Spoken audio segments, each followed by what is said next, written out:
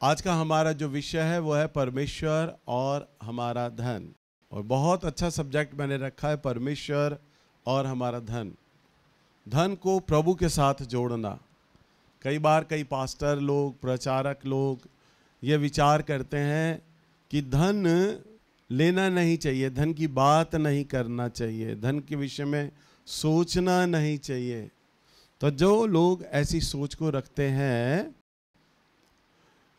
तो वो धन के विषय में ये विचार करें, जाने कि वो लालच नहीं है, वरन परमेश्वर का एक आशीष है, एक वरदान है। हालेलुया। और ना ही धन के विषय में प्रभु बातचीत करने के लिए मना करते हैं, परंतु धन हमारे ऊपर शासन ना करे, हमारे जीवन के ऊपर, उसके ऊपर परमेश्वर अपनी नाराजगी दिखाते हैं, शिकायत बताते हैं कि तुम धन को मेरे से ऊपर रख रहे हो। परंतु जो धन है वो हमारे लिए एक इंस्ट्रूमेंट के समान, एक टूल के समान है। जैसा कि माइक इस समय मेरे लिए एक औजार है प्रभु की आवाज़ को आपके पास पहुंचाने का, पर माइक ही मेरे लिए सब कुछ नहीं है। ऐसे ही जो धन होता है वो हमारे लिए एक उपकरण है, एक औजार है परमेश्वर की सेवा को बढ़ाने के लिए, परमेश्वर के राज्य को विस्तार करने के लिए। सो अगर हम प्रभु के वचन में देखें, निकालिएगा मत्ती की किताब, इसका 6 अध्याय और इसका 21वां पद। क्या लिखा है? क्योंकि जहाँ तेरा धन है वहाँ तेरा मन भी लगा रहेगा। हाँ, प्रभु का वचन में लिखा है जहाँ तेरा धन है वहाँ तेरा मन भी लगा रहेगा। हालेलुया। सो प्रभु धन के विषय में ये जानकारी देना मांग रहे हैं, ये बोलना मांग रहे हैं, आप धन को किस स्थान पर रख रहे हो। धन में कमी नहीं है, धन खराब नहीं है, धन को लेना पाप नहीं है, परंतु धन को आप कहाँ रख रहे हो, आप क्या दर्जा उसको दे रहे हो। वो एक औजार है आपके लिए, बस, इससे बढ़कर वो कुछ नहीं है। जैसा उदाहरण के तौर पर मेरे पास मेरा मोबाइल है, अगर आप मेरे मोबाइल को अगर आप चेक करेंगे तो इसमें किसी तरह का कोई गलत मैसेज नहीं है। हर जगह मेरे मोबाइल में आप मेरा नोट पैड अगर चेक करोगे तो वचन ही आपको मिलेगा और कुछ नहीं मिलेगा। आज जवान बच्चे मोबाइल का इस्तेमाल कर रहे हैं, परंतु वो अपने हर एक जगह पर पासवर्ड लगा कर रखते हैं, क्योंकि उनके मोबाइल में कुछ ऐसी चीजें हैं जो वो सबसे छुपा कर रखना चाहते हैं, जो सिर्फ वही जानते हैं कि मेरे मोबाइल में क्या है। पर मेरे मोबाइल में पासवर्ड नहीं है। कभी भी अचानक फोन आ जाता है, मैं रिंकू को दे देता हूं, बेटा जरा बात सुन लो, किसका फोन है। हालेलुया। तो आप मोबाइल का पासवर्ड लगा कर रखते हैं। मोबाइल को आप कैसे उपयोग कर रहे हैं, क्योंकि मोबाइल भी एक इंस्ट्रूमेंट है, एक उपकरण है। आप क्या उसे प्रभु की सेवा के लिए इस्तेमाल कर रहे हैं या अपनी भोग विलासता के लिए आप इस्तेमाल करते हैं। परमेश्वर का वचन इस प्रकार का बोलता है।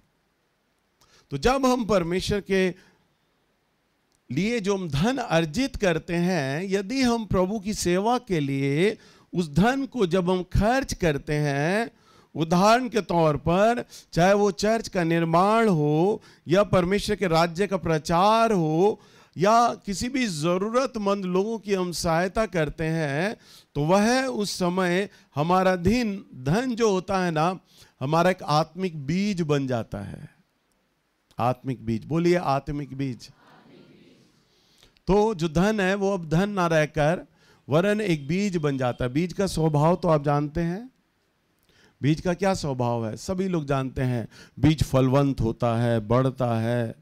एक किसान जानता है कि मैं इसको जब बोऊंगा तो प्रभु यीशु मसीह ने बोला है 50 गुना, 60 गुना, 100 गुना। यानी वो जो बीज है वो अकेला तो बोया जाता है, पर जब वो आता है वापस तो कई फलों को लेकर आता है वो हमारे जीवन में। तो ऐसे ही जो धन है वो एक बीज के समान होता है हमारे लिए। सो वचन में लिखा है, 2 कुरिन्थियों की किताब, इसका 9 अध्याय और 6 और 8 से अगर हम देखें, यहां पर लिखा है, परंतु बात तो यह है जो थोड़ा बोता है वो थोड़ा काटेगा भी। प्रभु ने कंडीशन रखा है। पौलुस कहते हैं ये बात ये है जो थोड़ा बोता है, क्योंकि बीज है ये, आपका धन एक बीज के समान कार्य करेगा। वचन में लिखा है जहां तू थोड़ा बोता है वो थोड़ा काटेगा, और जो बहुत बोएगा तू तो बहुत काटेगा भी। 7वां पद, हर एक जन जैसा मन में ठाने वैसा ही दान करे। पहले तो पौलुस देखिए आपको उस बीज की विशेषता बताते हैं, और वो ये कहते हैं देखो सुनो सुनो, ये जो धन है ये बीज है, थोड़ा बोओगे थोड़ा काटोगे, बहुत बोओगे तो बहुत काटोगे। परंतु फिर भी मैं आपको ये बात बता रहा हूं, पौलुस ये बोल रहा है अपनी कलीसिया को, वो कहता है फिर भी मैं ये बात आपको कह रहा हूं, एक कंडीशन है। क्या कंडीशन है? हर एक जन जैसा मन में ठाने है वैसा ही दान करे, ना कुड़कुड़ा कर न दबाव से, क्योंकि परमेश्वर हर्ष से देने वालों से प्रेम करता है। पौलुस का कहने का अर्थ यह है कि देखो ये बीज है, थोड़ा बोगे तो थोड़ा काटोगे, ज्यादा बोगे तो ज्यादा काटोगे। फिर भी देखो मेरी बातें किसी को बुरा ना लगे, कल को ये मत सोचना पौलुस जो है वो धन पर जोर दे रहा है, या पौलुस लालची हो गया है, या पौलुस का कहने का अर्थ यह है कि तुम ज्यादा बो ज्यादा दो। भाई देखो मैं तुम्हें बीज का स्वभाव बताता हूं, ये तुम्हारा जो धन है एक बीज की तरह परमेश्वर इसे सोचते हैं, व्यवहार में लाते हैं। जब तुम प्रभु के राज्य के लिए थोड़ा बोते हो तो थोड़ा काटोगे, ज्यादा बोओगे तो ज्यादा काटोगे। पर कंडीशन क्या है भाई? हर्ष से देने वालों से प्रभु प्रेम करता है। तुम्हारे मन में कंजूसी है, उदारता नहीं है, तुम अपनी ज़रूरतों को परमेश्वर से ज़्यादा रखते हो कि हमारी ज़रूरतें जो हैं वो परमेश्वर की सेवाओं से, परमेश्वर के राज्य से बड़ी हैं, तुम इन बातों को सोचते हो और तुम थोड़ा बोते हो ये विचार करके, तो बेटा प्रभु कहता है, पौलुस का कहने का मतलब यह है फिर बेटा तुम थोड़ा काटोगे, क्योंकि तुम बो ही रहे हो थोड़ा। तो पौलुस कहता है तुम बो ही रहे हो थोड़ा तो थोड़ा काटोगे।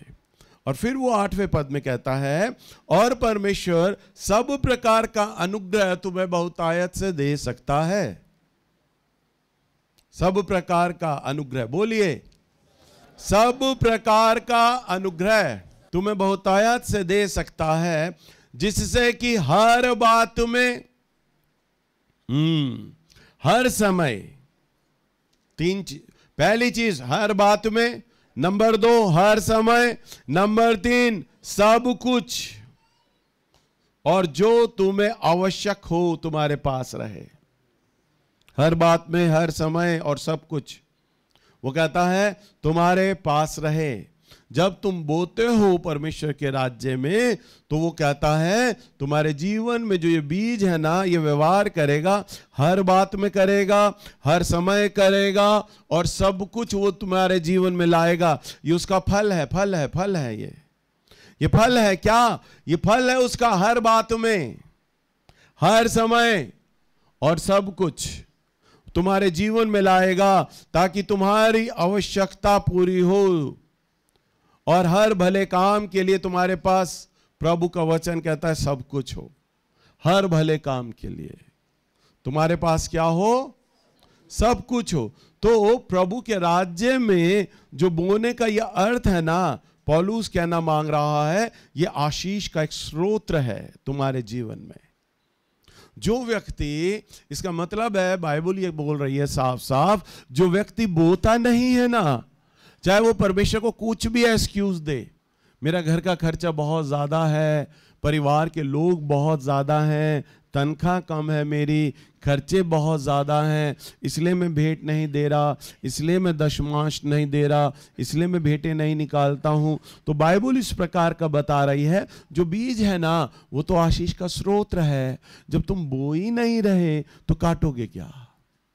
बाइबल में एक जगह भी, एक पद भी ऐसा नहीं है जहां पर प्रभु ने ये कहा हो कि तुम मुझसे प्रार्थना करना और मैं तुम्हें धन दूंगा। आप पूरी बाइबल को खोल लीजिए, नया नियम पुराना नियम, कहीं प्रभु ने ये नहीं कहा है। जहां पर अगर ये बोल रहा है जो थोड़ा बोता है वो थोड़ा काटेगा, जो अधिक बोएगा वो अधिक काटेगा। धन के विषय में प्रभु यहां बोलता है, लूका की 6:38 की किताब में बोलता है परमेश्वर का वचन, दिया करो तो तुम्हें भी दिया जाएगा। क्योंकि लोग पूरा नाप दबा दबा कर, हिला हिला कर उभरता हुआ तुम्हारी गोद में डालेंगे। क्योंकि जिस नाप से तुम नापते हो मेरे लिए, वही नाप से तुम्हारे लिए भी नापा जाएगा। हालेलुया, यही लिखा बेटा। तो प्रभु का वचन बोलता है दिया करो तो तुम्हें भी। अब जो पैसे का जो हल है ना बाइबल में, फाइनेंस का जो हल है ना, वो देने से ही बताया गया है, प्रार्थना करने से या उपवास करने से नहीं बताया गया। कोई प्रचारक ये शिक्षा देता हो कलीसिया उपवास करे, कलीसिया प्रार्थना करे तो अमीर हो जाएगी, नहीं, अमीर होने का तो साधन ही यही है। प्रभु कहता है मेरा राज्य एक बड़ा खेत है और तुम्हारे पास बीज दिया गया है और तुम इसमें बो, थोड़ा बोओगे तो थोड़ा काटोगे, ज्यादा बोओगे तो ज्यादा काटोगे। हालेलुया। सो परमेश्वर का देने का जो तरीका है, काम करने का जो तरीका है वह यही है। अगर हम प्रभु के वचन में देखें नए नियम में, फिलिपियों की पुस्तक इसका 4 अध्याय 15 से 19 पद में अगर हम देखें, यहां पर क्या लिखा है, यहां पर पौलुस क्या कहता है, देखिए। आपके भैया जी नेल्स बेंजामिन नहीं बोल रहे, दुनिया का कोई पादरी नहीं बोल रहा, बाइबल बोल रही है, पौलुस बोल रहा है। क्योंकि पौलुस भी एक याजक है। देखिए वो क्या बोल रहा है फिलिपियों की पत्री में 4:15 से। हे फिलिपियो, तुम आप भी जानते हो कि सुसमाचार प्रचार के आरंभ में जब मैं मकिदुनिया से विदा हुआ, तब तुम्हें छोड़ और किसी मंडली ने लेने देने के विषय में मेरी सहायता नहीं की। देखो वो लिख रहा है फिलिपियों की पुत्री में, फिलिपियों के लोगों को बोल रहा है, देखो जब मैं सुसमाचार के प्रचार के काम में निकला और मकिदुनिया से निकला जब मैं, तब तुम्हें छोड़ और किसी मंडली ने, किसी कलीसिया ने देने के विषय में मेरी सहायता नहीं की। वो ये बोल रहा है सुसमाचार के प्रचार के काम में तुम लोगों ने मुझे भोजन पहुंचाया, तुम लोगों ने मुझे भेंट दी, फिलिपियों तुमने किया, परंतु रास्ते में मैं कई मंडलियों में गया, कई कलीसियाओं में गया, मकिदुनिया में भी प्रचार किया, परंतु किसी ने मेरी सूदी नहीं ली, किसी ने भेंट नहीं दिया। 16 पद में, इसी प्रकार जब मैं थिस्सलुनीके में था, तब भी तुमने मेरी घटी पूरी करने के लिए एक बार क्या वरन 2 बार कुछ भेजा था। वो कह रहा है जब मैं थिस्सलुनीके में जब मैं गया, जब मैं वहां भी प्रचार कर रहा हूं, तो जो थिस्सलुनीके के जो लोग हैं वो भी मुझे नहीं दे रहे, परंतु तुम मुझे भेंट दिए जा रहे थे। और तुमने एक बार नहीं किया, 2 बार किया।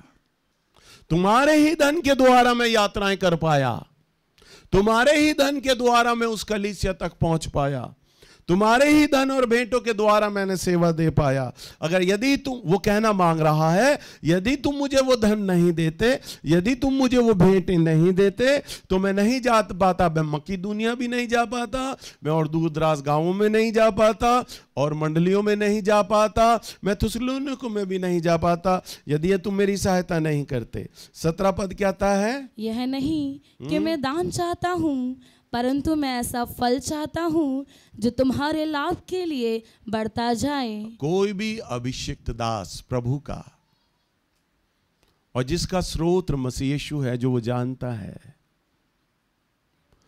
तो वो ये इसलिए नहीं मांगता कि मैं अमीर हो जाऊं, परंतु ये चाबी है, वो ये कुंजी है कि धन जब आप देते हैं तो आप आशीषित होते हैं।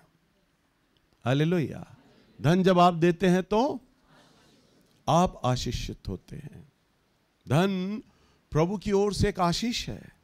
पौलुस इस बात को जानते हैं कि मैं प्रभु का चुना हुआ हूं और प्रभु मेरी तमाम आवश्यकताओं को जानते हैं और उन्हें पूरा कर सकते हैं, वो जानते हैं, परंतु वो इस बात को बड़ी आत्मा में होकर लिखते हैं। वो ये कहते हैं, ये नहीं कि मैं दान चाहता हूं, परंतु मैं ऐसा फल चाहता हूं जो तुम्हारे लाभ के लिए बढ़ता चला जाए। फिलिपियों के लोगों को वो कहता है कि तुम जो मुझे भेंटें दे रहे हो ना, ये इसलिए नहीं कि मैं बहुत अमीर हो जाऊं, बल्कि मैं इसलिए बोल रहा हूं ये बात, तुम मुझे एक बार दिया, 2 बार दिया, तुम्हारा भेंट इसलिए है ताकि तुम अमीर हो जाओ, तुम बढ़ जाओ। वचन में लिखा है तुम्हारे लाभ के लिए बढ़ता चला जाए। हालेलुया। तुम्हारे, प्रभु यीशु मसीह ने कहा हाय उस मनुष्य पर जो मुझे पकड़वाएगा, क्योंकि मनुष्य का पुत्र तो पकड़वाया जाएगा, ये तो पक्का है, परंतु हाय उस पर जिसके द्वारा वो पकड़वाया जाए। प्रभु की योजनाएं होती हैं। प्रभु यीशु मसीह ने क्रूस पर जाना था, हम पापियों के लिए बलिदान होना था, यह एक योजना है परमेश्वर की। परंतु प्रभु ये कहना मांग रहे हैं, परंतु हाय उस मनुष्य के ऊपर जो इस योजना को पूरा करने का कारण बनेगा, वो मेरे को पकड़वाएगा। ऐसे ही परमेश्वर की योजना होती है मकीदुनिया में, थुसलुनिके में और दूसरी मंडलियों में। अगर फिलिपियों के लोग 2 बार पौलुस को अगर भेंट ना भी देते ना, तो परमेश्वर उन तक वो धन पहुंचा देता, क्योंकि प्रभु ने तो अपना काम लेना है, प्रभु की तो सेवा है। आपको भी तो अपने काम की चिंता होती है, आप भी तो अपना घर का काम पूरा समय पे निपटाते हो, चर्च आते हो तो पति का, बच्चों का खाना बना के आते हो, तुम्हें भी चिंता होती है चर्च खत्म हो जाएगा तो हमने घर में जाके रोटियां डालनी है, सब्जी तो बना के आ गए हैं, रोटियां डालनी है। तुम्हें भी तो अपने घर के छोटे लोगों की चिंता, 4-5 लोगों को लेकर तुम टेंशन में रहते हो, घर का काम करना है, घर का काम करना है। अरे आप देखिए जो प्रभु का काम है कि उसको अपने काम की चिंता नहीं होगी। हालेलुया। अब 28 नवंबर को प्रभु ताल कटोरा की मीटिंग का बोझ मुझे दिया, और शार्टिडोरियम की मीटिंग निपटी ही थी कि ताल कटोरा के लिए प्रभु ने द्वार खोला है। हमारे चर्च के बच्चों ने वो जो वीडियो क्लिप बनाया, रिया बोलती है कि बिशप नेल्स बेंजामिन ने क्या कहा, और मैं बोल रहा हूं स्टेज पे कि हम आने वाले दिनों में बहुत जल्द क्रिसमस से पहले ताल कटोरा की मीटिंग हम करेंगे, हम वहां मिलेंगे।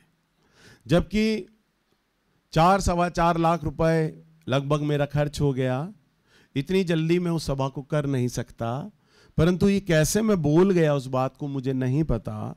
प्रभु बुलवाना मांग रहे थे, कोई योजना नहीं थी, परंतु उसी वक्त परमेश्वर ने उस पर आमीन कहा और कहा मैं इसे पूरा कर दूंगा। जब वीडियो मैंने देखा तो वीडियो को देखते वक्त जब मैं बोल रहा था तो मेरे आंसू निकल आए। ओ प्रभु ने मेरी जबान को, उर्दू में कहते हैं ना, मुबारक कहा, धन्य है। उसने कहा मैं तेरी इस बात को पूरा कर दूंगा। और क्रिसमस आ रहा है और उससे पहले हम वहां जा रहे हैं। हालेलुया। परमेश्वर है प्रोवाइडर, स्रोत वो है, प्रोवाइडर वो है, परंतु धन्य है वे लोग जो उसकी सेवा में काम आएंगे, चाहे वे शरीर के द्वारा हो, चाहे वो प्रार्थना उपवास के द्वारा हो, चाहे वो धन के द्वारा हो। जैसे मनुष्य का पुत्र पकड़वाया जाना था, परंतु हाय उस मनुष्य पर जिसके द्वारा वह पकड़वाया गया। परमेश्वर की योजना के द्वारा हम 28 नवंबर को यह सभा करने जा रहे हैं, बड़ी जल्दी हम करने जा रहे हैं एक स्टेडियम में। परंतु धन्य है वे लोग जो इस सभा को पूरा करने में सहयोग देंगे अपना। जैसे पौलुस कहता है, मैं इसलिए नहीं कि मैं तुमसे दान चाहता हूं, परंतु मैं वो भेंट चाहता हूं कि वो तुम्हारे बढ़ोतरी के लिए, तुम्हारे लाभ के लिए वो बढ़ता चला जाए। हालेलुया। तो 28 नवंबर में जो लोग अपना भेंट देंगे, या जो हम इस समय एनवलप ले रहे हैं, ये विशेष भेंट, ये जो विशेष भेंट ले रहे हैं, धन्य हो वो मनुष्य जो परमेश्वर की सेवा में काम आता है। हालेलुया। सो प्रभु यीशु ने अपने वचन में इसी प्रकार से ये बातें अपने दास के द्वारा बोली। अगर हम 18वें पद में जाएं, क्या लिखा है? मेरे पास सब कुछ है, हाँ, वरन बहुतायत से भी है। मैं भी अंगीकार करता हूं 28 नवंबर के लिए परमेश्वर ने मेरा बजट पूरा कर दिया है, मैं जानता हूं। और प्रभु बहुतायत से लोगों को ला रहे हैं, मैं जानता हूं। हर एक बात को परमेश्वर ने भरपूरी से पूरा कर दिया है। और पौलुस भी बोल रहा है, वो जानता है मेरा प्रभु प्रोवाइडर मेरा है, और जो पौलुस का प्रोवाइडर है वही प्रोवाइडर मेरा भी है। और वो कहता है आगे, क्या बोलता है, जो वस्तुएं तुमने इप्रुफ्रिदुतुस के हाथ से भेजी थी उन्हें पाकर मैं तृप्त हो गया। हाँ, जो तुमने इप्रुफ्रिदुतुस के हाथ भेजी थी उन्हें मैं पाकर तृप्त हो गया। वह तो सुखदायक सुगंध ग्रहण योग्य करने के योग्य बलिदान है जो परमेश्वर को भाता है। हाँ, वो ऐसा बलिदान है, वो ऐसा बलिदान है जो परमेश्वर को भाता है, जो परमेश्वर को भाता है। हालेलुया। आप घर का काम कर रहे हो, कोई साथ वाला आदमी आपके घर में आके झाड़ू पोछा करने लग जाए, आपको कितनी खुशी होगी। आपके घर में कई बार ऐसी रिश्तेदार आते होंगे, पलंग पर पसर जाते होंगे, टीवी देखते रहते होंगे, तुम ही अकेले किचन में पराठे बना रहे हो, पूरियां तल रहे हो, रोटियां बना रहे हो, वो तो आराम से बैठे हैं तुम्हारे रिश्तेदार, मन ही मन में कुड़कुड़ा रहे हो, कब जाएंगे कब जाएंगे, क्योंकि काम तो कुछ कर नहीं रहे। 10 लोग आकर बैठ गए हैं, एक भी आदमी उठकर काम नहीं कर रहा, वो सोच रहा है किचन में खुद पूरियां तलेगी, खुद हमारी टेबल पे सजाएगी। होता भी है तुम्हारे साथ, हालेलुया।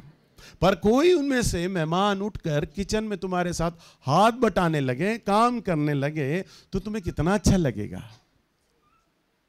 हालेलुया। मेरी बहन की एक सहेली थी मीनू, उसका नाम भी मीनू था। मीनू नाम कितना धन्य नाम है, उसका नाम भी मीनू था। वो हमारे घर में आए तो झाड़ू पोछा करने लग जाए, बर्तन मांजने लग जाए, हमारे किसी रिश्तेदार के घर में जाए तो वहां भी झाड़ू पोछा और बर्तन करने लग जाए। उसके व्यवहार से ऐसा लगता ही नहीं था ये पहली बार किसी लोगों से मिल रही है।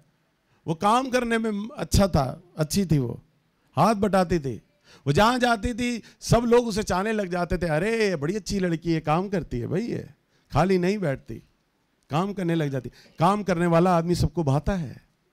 हालेलुया। एक मजाक था वो तो। उदाहरण के तौर पर आपके घर में कोई आके काम करने लग जाता है, आपको कितनी खुशी होती है।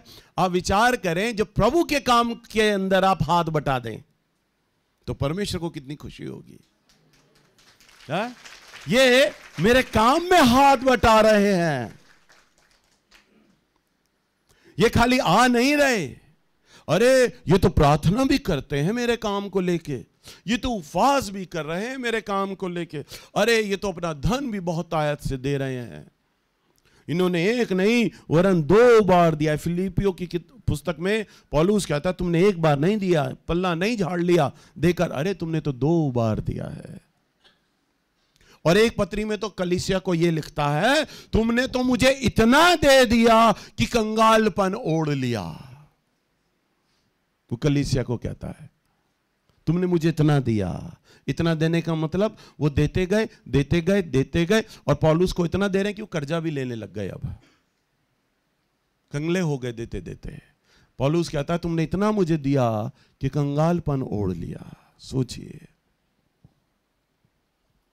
वो कलीसिया कितनी धन्य, वो कितने अच्छे लोग हैं जो कर्जों में चले गए। पौलुस उन्हें धन्य कह रहा है।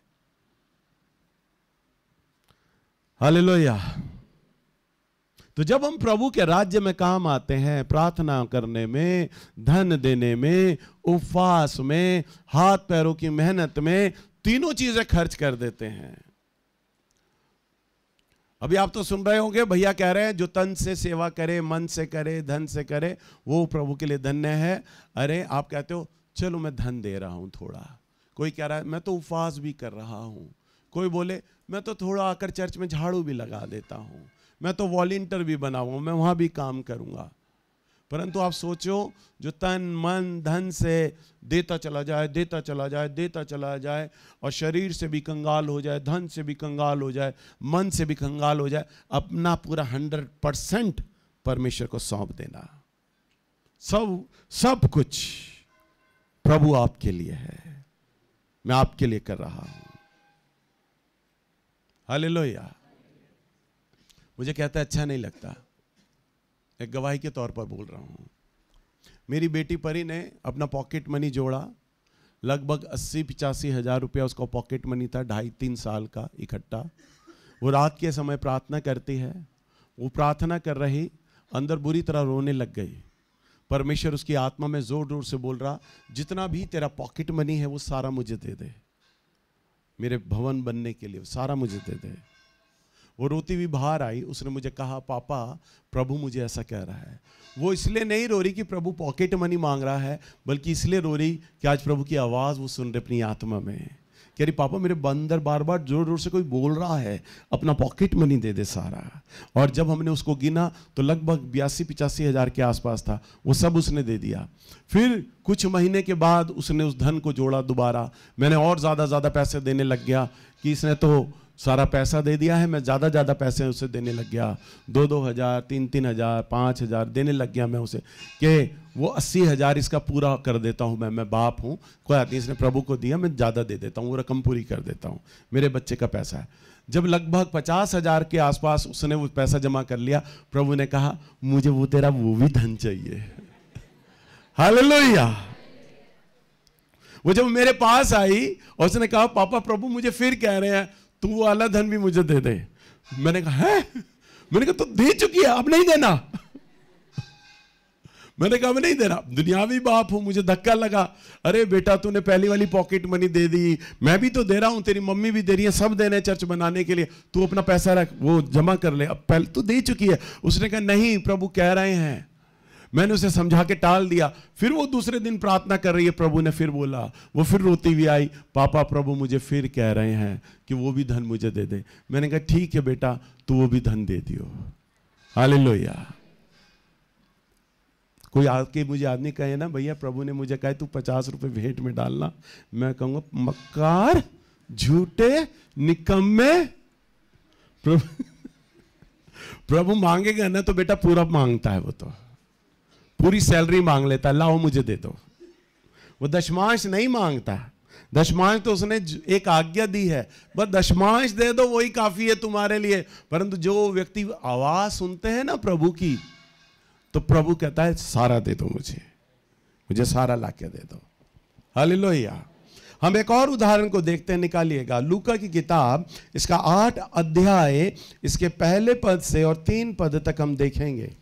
इसके बाद वह नगर नगर और गांव-गांव प्रचार करता हुआ और परमेश्वर के राज्य का सुसमाचार सुनाता हुआ फिरने लगा। लूका की किताब, इसका 8 अध्याय और पहले पद में लिखा है, वो नगर नगर गांव-गांव प्रचार करता हुआ, कौन? प्रभु यीशु मसीह परमेश्वर के राज्य का सुसमाचार सुना रहे हैं। दूसरा पद, और वे बाहर उसके साथ थे और कुछ शास्त्रियां भी थे। अरे स्त्रियां, कुछ स्त्रियां भी थी। शास्त्री कहां से ले आई तू? हाँ, जो दुष्टात्माओं से और बीमारियों से छुड़ाई गई थी। और वे ये हैं, मरियम मगदलीनी कहलाती थी, जिसमें से 7 दुष्टात्माएं निकली थी, और हेरोदेस के भंडारी खुरजा की पत्नी योत्रा और सुसित्रा और बहुत सी अन्य स्त्रियां ये अपनी संपत्ति से उसकी सेवा करती थी। क्या लिखा है? प्रभु प्रचार कर रहे हैं, चंगाई कर रहे हैं, दुष्ट आत्माएं निकाल रहे हैं और प्रभु का वचन का प्रचार कर रहे हैं, राज्य का सुसमाचार बढ़ा रहे हैं। लिखा है मरियम मगदलीनी, जिसमें 7 दुष्ट आत्माएं थीं और प्रभु ने छुटकारा दिलाया था उस 7 दुष्ट आत्मा से। जब वो औरत छुटकारा पा गई तो वो भी प्रभु की सेवा में लग गई और काम करने लग गई। और हेरोदेस के भंडारी खोजा की पत्नी यूहन्ना और सुसन्नाह और बहुत सी स्त्रियां अपनी संपत्ति और अपने सामानों के साथ प्रभु की सेवाएं करने लग गए। हालेलुया। यहां पर क्या लिखा है कि मरियम मगदलीनी और अन्य स्त्रियां, यानी मरियम मगदलीनी जो होगी वो दुष्ट आत्मा से जकड़ी थी। वचन में लिखा है 7 दुष्ट आत्माएं थीं और भी कई स्त्रियां थीं। हो सकता है किसी में दुष्ट आत्मा हो या बीमारियां हो, वे चंगी हो गई होंगी प्रभु के द्वारा और छुटकारा पाई होंगी और उनके मन में परमेश्वर के प्रति धन्यवाद था। परमेश्वर के प्रति क्या था? हम इतने ओझाओं तांत्रिकों पे गए, चंगे नहीं हुए, छुटकारा नहीं मिला, परंतु प्रभु आप आए हमारे जीवन में, आपने मुझे दुष्टात्मा से छुटकारा दे दिया, आपने मुझे चंगा कर दिया। और ऐसा कहकर वे अपने धन के द्वारा प्रभु की सेवाएं दे रही हैं वो स्त्रियां। इसका मतलब है, यह दिखाता है कि जब कोई व्यक्ति वास्तव में उद्धार का अनुभव करता है तो परमेश्वर को केवल शब्दों में नहीं वरन अपने सारे संसाधनों के द्वारा प्रभु की महिमा और सेवा करता है। हालेलुया। भाई संजय बैठे हैं, इनकी बहन ज्योति जो आप सब जानते हो, सोनिया, उस लड़की में भी दुष्ट आत्मा थी। पहले उसकी मम्मी चंगी हुई थी, परंतु 1.5 या 2 साल के बाद सोनिया पे दुष्ट आत्मा आई थी, तब इन्होंने मुझे बुलाया, तब वो चंगी हो गई थी। और इनका परिवार काफी रात दिन ऐसी उसमें था कि नहीं छुटकारा पा रही थी, तांत्रिकों से इलाज करा रही थी, नहीं ठीक हो पा रही थी, परंतु प्रभु ने उसे छुटकारा दे दिया, चंगा कर दिया। और दुष्ट आत्मा निकल गई। आज वो लड़की और इनका परिवार आज प्रभु की सेवाएं दे रहे हैं। आज प्रभु की उसकी जब दुष्ट आत्मा निकली ना तो वो 9 मई का दिन था, 9 मई का दिन था ना। आज सोनिया अपना जन्मदिन नहीं मनाती, उसकी मां वो जन्मदिन नहीं मनाती, उसका जन्मदिन जो मनाया जाता है 9 मई को मनाया जाता है। और 9 मई की सुबह ये पूरा परिवार मेरे घर पे नाश्ते के समय आता है और तब वो खाने पीने की चीजें और भेंट लाते हैं। मैंने ऐसे किसी व्यक्ति को नहीं देखा, किसी परिवार को नहीं देखा जिसने चंगाई पाई हो, छुटकारा पाया हो और वो उस दिन को स्मरण करे, धन्यवाद दे, और जिस व्यक्ति के द्वारा वो आशीष आया है उस व्यक्ति को भी वो अपनी भेंटों में याद रखें। मेरी कलीसिया में इतने लोग आते हैं, चंगाइयाँ मिली हैं, छुटकारा मिला है आपको, आप अपना बर्थडे मनाते हैं अपने परिवार के लोगों के साथ, पार्टियां करते हैं, घरों में मनाते हैं, अच्छी बात है, मनाना चाहिए। परंतु वह परिवार याद रखता है ये वो व्यक्ति था। जब इसकी मम्मी उन बातों को याद करती हैं तो वो अभी भी रो पड़ती हैं, आप आए थे हमारे घर में, आपका एहसान है हमारे ऊपर। वो एहसान मानती हैं, ये एहसान मानता है, इसकी बहन एहसान मानती है। इनके आने के बाद ना जाने कितने लोग चर्च में आए और छोड़ के चले गए। कितने लोगों ने दावे ठोके, भैया हम आपका राइट हैंड बनेंगे, लेफ्ट हैंड बनेंगे, हम आपके संग बने रहेंगे, दुनिया आपको छोड़ देगी, हम नहीं छोड़ेंगे। आज उनका आता पता नहीं, परंतु ये परिवार मेरे साथ खड़ा है। धन्यवाद। जैसे उन स्त्रियों ने चंगाई पाई परंतु प्रभु यीशु मसीह को नहीं छोड़ा, वे प्रभु के संग चलने लग गई। वे प्रचार नहीं करती थी, वे सेवाएं देती थी, वे खाना बनाती थी, उनके ठहरने का इंतजाम करती थी, प्रभु यीशु मसीह का नहाने के लिए पानी गर्म करती थी, चेलों के लिए पानी गर्म करती थी। जो औरतों के काम होते हैं, जो औरतों की सेवाएं होती हैं, वो स्त्रियां भी वही करती थी। उन्हें भी चंगाई मिली थी, उन्हें भी छुटकारा मिला था, परंतु वो अपने साधनों के साथ, अपनी भेंटों के साथ वो प्रभु की सेवाएं दे रही थी। आज हमारे चर्च में ना जाने कितने लोग चंगे हो गए हैं, कितने लोगों की दुष्ट आत्माएं निकल गई हैं। क्या आप प्रभु की सेवाओं के लिए, प्रभु के लिए और प्रभु के दास के संग, प्रभु के दास दासियों के संग क्या आप खड़े हैं? आपने भी तो आशीषें पाई हैं, आपके जीवन में भी तो चमत्कार हुए हैं और हो रहे हैं। आप कितना प्रभु को हृदय से धन्यवाद दे रहे हैं। अपने धन के द्वारा आप प्रभु की कितनी महिमा दे पा रहे हैं। आज सोनिया प्रचार कर रही है, कई बारी वो एक प्रचारिका, मेरे चर्च की सबसे पुरानी प्रचारिका, मैंने अपनी बहन को भी तब सेवा नहीं दी थी जब ज्योति को दी थी। आज बड़ी कलीसिया को चला रही है, पर खाना सर्व वो मेरा करती है, मेरे परिवार का करती है, मेरे बेटे का खाना निकालती है, मेरी बहन का खाना निकालती है, वो खड़ी होकर निकालती है। कई बार वो अकेली दे रही होती है खाना। मैं उसे कहता हूं, बेटा चर्च में बहुत सी लड़कियां हैं, किचन में काम करी, तूने आवाज देना, तू प्रचारक है, मुझे अच्छा नहीं लगता तू खाना निकालती है। वो कहती नहीं भैया मुझे अच्छा लगता है। इसको चमचागिरी नहीं कहेंगे, इसको एहसान मानना कहेंगे, इसे प्यार कहेंगे। ये वो व्यक्ति था जिसके द्वारा मैं चंगी हुई थी, ये वो व्यक्ति था जिसके द्वारा मैंने छुटकारा पाया था। आज भी वो खाना निकालती है। मेरे चर्च में इतनी लड़कियां हैं, कोई खाना नहीं निकालती मेरे परिवार का कोई खाना नहीं निकालती। वो मेरे बच्चों तक का खाना निकाल के देती है, सबका खाना निकालती है। क्यों कर रही है वो? मेरे घर में आती है, प्रार्थना के लिए बैठती है, मेरा टेबल गंदा पड़ा होता है, टेबल लेके वो साफ करने लग जाती है। वो, मैं तो नहीं कहता मेरा टेबल गंदा पड़ा है साफ कर। चर्च में और भी तो कई लोग आते हैं मेरे घर पे मिलने के लिए, टेबल गंदा पड़ा है कोई साफ नहीं करता, पर वो साफ करने लग जाती है। टेबल से सारा सामान हटाती है, उसे साफ करने लग जाती है, क्योंकि वो एहसान मानती है ये व्यक्ति था जो मेरे घर आया था, जिसके द्वारा मैं चंगी हुई थी। एहसान मान लो, प्यार कह लो, सेवा कह लो, कुछ भी बात कह लो।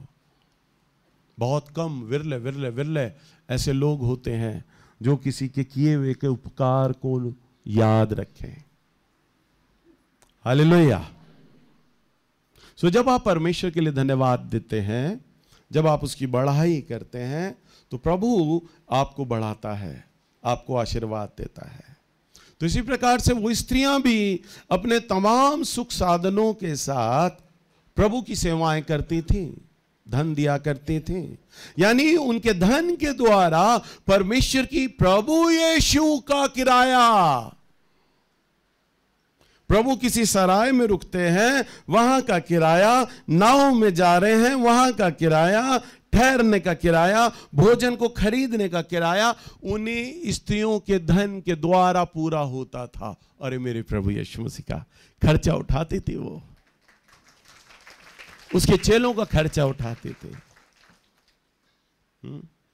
आज आप कितने लोग हैं जो प्रभु यीशु मसीह का खर्चा उठाएं, जिसका खर्च उठाएं प्रभु यीशु का? वो स्त्रियां उठाती थी, धन्य थी वो। उसके यात्रा का खर्चा, भोजन का खर्चा, ठहराव, प्रचार की सेवाएं, तमाम उस धन के द्वारा पूरा हो जाया करता था। इसका मतलब है प्रभु का वचन जब फैलता है ना, तो ऐसी स्त्रियों के धन के द्वारा फैलता है। और जब ऐसे लोग जो देते हैं ना, वो प्रभु की जीवन की पुस्तक में तो अपना नाम लिख लेते हैं, पृथ्वी पे भी अपना इतिहास बना के जाते हैं। उन स्त्रियों ने दिया, तभी तो उनका नाम आज वचन में लिखा है। जिन्होंने नहीं दिया, उनका नाम वचन में नहीं है, परंतु जिन्होंने दिया, उनका नाम वचन में है। सोनिया या इसका परिवार ने मेरे लिए किया और कर रहे हैं, तभी मेरे मुंह से वो बड़ा ही निकल रही है। नहीं करते तो नहीं निकलती। हालेलुया। तो जो देते हैं उनका नाम दर्ज किया जाता है, उनका नाम लिख लिया जाता है। तो प्रभु के वचन में अगर हम देखें, मत्ती की किताब 10:41, हम यह अंतिम पद में है, 10:41। जो भविष्यवक्ता को भविष्यवक्ता जानकर ग्रहण करे, वह भविष्यवक्ता का बदला पाएगा, और जो धर्मी को धर्मी जानकर ग्रहण करे, वह धर्मी का बदला पाएगा। और जो कोई इन छोटों में से एक को मेरा चेला जानकर केवल एक कटोरा ठंडा पानी पिलाए, तो मैं तुमसे सच कहता हूँ, वह किसी रीति से अपना प्रतिफल ना खोएगा। दोबारा पढ़ो बेटा। जो भविष्यवक्ता को भविष्यवक्ता जो भविष्यवक्ता को भविष्यवक्ता जानकर, सामने वाले की जो बुलाहट है, आप उस बुलाहट के अनुसार आप काम करते हैं। जो भविष्यवक्ता को भविष्यवक्ता जानेगा, जो भविष्यवक्ता को भविष्यवक्ता जानकर उसका आदर करे, और जो धर्मी को धर्मी जानकर ग्रहण करे, वह धर्मी का बदला पाएगा। वो धर्मी का बदला पाएगा। जो भविष्यवक्ता को भविष्यवक्ता जानकर उसका आदर करे। एक बार यूथ मीटिंग हो रही थी, और बहुत शुरुआती दिनों की बात है, और मेरा बड़ा वाला बेटा शानू, वो यूथ मीटिंग की लिए हाथ रख रख कर सबके लिए प्रोफेसी कर रहा था। मैं यहाँ पर बैठा हुआ था और वो प्रोफेसी कर रहा। और यही सोनिया जिसका मैं जिक्र कर रहा हूँ, ये पानी लेकर उसके साथ साथ चल रही। मुझे बड़ा गंदा लगा, ऑड लगा। मैंने कहा सोनिया इतनी पुरानी लड़की है और मेरे चर्च की इतनी बड़ी लड़की है, ये मेरा बेटा है, इसके लिए पानी लेके क्यों खड़ी है भाई? इसके पीछे पीछे क्यों चल रही है? नौकर है क्या ये? तो मैंने सोनिया को बुलाया, मैंने इधर आ, क्योंकि जब मैं इनके घर में जाता था, सोनिया जवान लड़की थी और शानू बिल्कुल छोटा सा होता था। मेरे साथ साइकिल पे आता था, याद है? साइकिल पे लाता था शानू को, छोटा सा होता था, गोद में लाता था मैं उसको। सोनिया जवान लड़की थी, इतनी बड़ी है शानू से। मैंने कहा इतनी बड़ी है ये शानू, बच्चा था इसके आगे, उसके लिए पानी लेके क्यों घूम रही है? मैंने सोनिया को इशारा किया गुस्से में, इधर आ, वो आई। मैंने सोनिया को कान में कहा, मैं तू ये पानी लेके क्यों घूम रही है पागलों की तरह? मैंने कहा बैठ जाए एक तरफ आराम से। मैंने कहा पानी लेके क्यों घूम रही है? कह रही भैया ये समय बच्चा नहीं है, वो भविष्यवक्ता है ये। हालेलुया। जैसे ही उसने बोला ना, मैंने कहा बेटा तू बिल्कुल ठीक कह रही है, वचन की बात बोल रही है। वास्तव में मैं अपना बेटा देख रहा था उस वक्त खड़ा हुआ, परंतु ये तो उस बुलाहट को देख रही है। कई बार मैं अपने प्रचारकों से मजाक करता हूं और बॉर्डर पार चला जाता हूं, बागा बॉर्डर पहुंच जाता हूं। मैं अपनी कलीसिया से तो हल्का फुल्का मजाक करता हूं, क्योंकि मैं जानता नहीं, मैं जानता हूं मैं तुमसे मजाक करूंगा तुम बुरा मान जाओगे, परंतु ये मेरे प्रचारक हैं, इनसे तो मैं खुल के बात करता हूं, जो भी करनी होती है, मन की बातें हर तरह की जो आता है बग देता हूं, बोल देता हूं, खुला मजाक करता हूं मैं इनके साथ। बोला ना बागा बॉर्डर पार चले जाते हैं हम तो कई बार मैंने संजय से पूछा, सोनिया से पूछा, मैंने कहा बेटा तुम मेरे मजाक का बुरा नहीं मानते? मैं जो बोलता हूँ, कहते नहीं भैया हम मजाक को नहीं देखते, हम आपकी उस बुलाहट को देखते हैं, उस अभिषेक को देखते हैं। तो ये देखते हैं भैया जो हैं प्रभु के चुने हुए दास हैं, प्रेरित हैं, तो प्रेरित जान के मेरे संग व्यवहार करते हैं। मैं इनके साथ क्या बोल रहा हूँ, क्या व्यवहार कर रहा हूँ, मैं क्या मजाक कर रहा हूँ, ये मेरे मजाक का में आ तो जाते हैं, मिल भी जाते हैं, मजाक भी करते हैं, पर उस सर पे चढ़ने वाली बात होती है ना कि किसी के साथ मजाक कर लिया, घुल मिल गए तो सर पे चढ़ जाते हैं, वो बात नहीं होती। ये अपनी उस सीमा को बनाए रखते हैं। ये हमारा अगुवा है, हमारा पास्टर है, बिशप है, प्रेरित है, हम नीचे हैं, वो एक सीमा बना के रखते हैं। हालेलुया। सो प्रभु का वचन कहता है जो भविष्यवक्ता को भविष्यवक्ता जानकर, जो पास्टर को पास्टर जानकर, जो साधारण विश्वासी को साधारण विश्वासी जानकर, जैसा उसके संग व्यवहार करता है, ग्रहण करता है, प्रभु कहता है मैं तुमसे सच सच कहता हूं, एक कटोरा ठंडा जल, 2000 साल पहले बात बोल रहे हैं प्रभु, एक कटोरा ठंडा जल जिसकी कब आज भी कीमत नहीं है और तब भी नहीं थी, तब तो बिल्कुल ही नहीं थी। प्रभु कह रहे हैं वो भी अगर कोई पिला देगा ना मेरे दास को, तो मैं तुमसे सच सच कहता हूं वह उसका प्रतिफल किसी रीति से न गवाएगा। हालेलुया। सो आपको जानना है, जब आप प्रभु के लिए कार्य करते हैं, जब आप परमेश्वर के राज्य के लिए अपनी भेंटें देते हैं, सेवाएं देते हैं, प्रभु के भक्त के पास खड़े होते हैं, प्रभु के जन से बात करते हैं, तब आप उसे कैसा ग्रहण कर रहे हैं और परमेश्वर को किस प्रकार से भेंट दे रहे हैं, तब परमेश्वर आपका नाम इतिहास की किताब में लिखता है, वह अपने किताब में लिखता है और वह इस धरती की पुस्तक में भी आपका नाम लिखता है। आप सबको जय मसीह की। आइए हम लोग प्रार्थना करें।